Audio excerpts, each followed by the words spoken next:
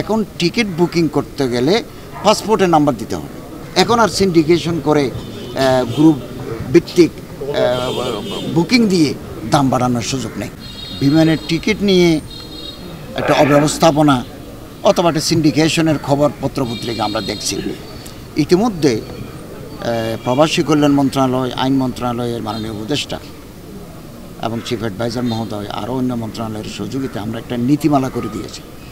এখন ticket booking করতে গেলে পাসপোর্টের নাম্বার দিতে হবে। গ্রুপ টিকিট করে আপনি 30টা 40টা কেটে রাখলেন, তারপরে আপনি এগুলোর দাম বাড়াই দিলেন, দ্বিগুণ ত্রিগুণ বেড়ে গেল, এটা হবে না। এখন টিকিট বুক করতে গেলে ওই সংশ্লিষ্ট যাত্রীর পাসপোর্ট নাম্বার দিয়ে করতে হবে এবং 3 দিনের ভিতরে যদি তিনি টিকিট পারচেজ না করেন এটা অটোমেটিক ক্যান্সেল হয়ে যাবে।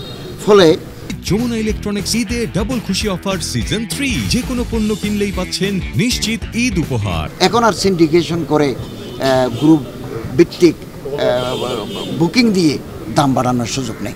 এটা হচ্ছে আমাদের সরকারের সুন্দর নীতিমালার ফলাফল। আজকে কক্সবাজারের জেলা সদরে আমরা মডেল মসজিদ এবং ইসলামিক কালচারাল সেন্টার এটা উদ্বোধন করলাম।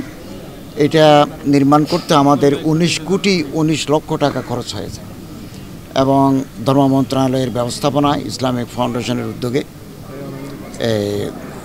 গণপূর্ত অধিদপ্তরের সহযোগিতায় আমরা এই মসজিদটা নির্মাণ করতে পারলাম।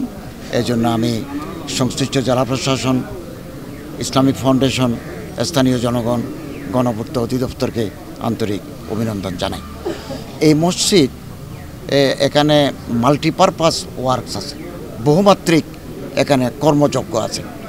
এখানে পুরুষরা একসাথে 1100 পুরুষ একসাথে নামাজ আদায় করতে পারবেন। মহিলাদের জন্য আলাদা ওযুখানা, আলাদা কাউন্টার আছে।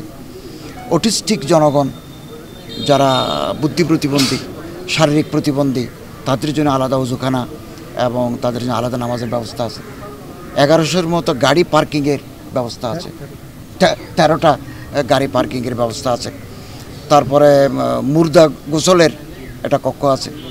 অতিথি, কোনো সম্মানিত অতিথি আসলে তার থাকারও গেস্ট রুম আছে, কনফারেন্স রুম আছে, অডিটোরিয়াম আছে, পবিত্র কোরআন শিক্ষা আছে, ইসলামিক ফাউন্ডেশনের অফিস আছে, জেলা অফিস আছে এবং এখানে একটা গণপাঠাগারও আছে। এখানে মাল্টিপারপাস ওয়ার্ক এখানে হবে এবং ইসলামিক বুক সেন্টার, বই বিক্রয় কেন্দ্র এগুলোও আছে। তো ইমাম প্রশিক্ষণের ব্যবস্থা আছে এবং গবেষণার ব্যবস্থা আছে। তো এটা একটা সুন্দর এবং মসজিদের যে নির্মাণ কৌশল, এই যে স্থাপত্যিক যে কৌশল, এটাও অত্যন্ত দৃষ্টিনন্দন। দূর থেকে, অনেক দূর থেকে দেখা যায়। এটা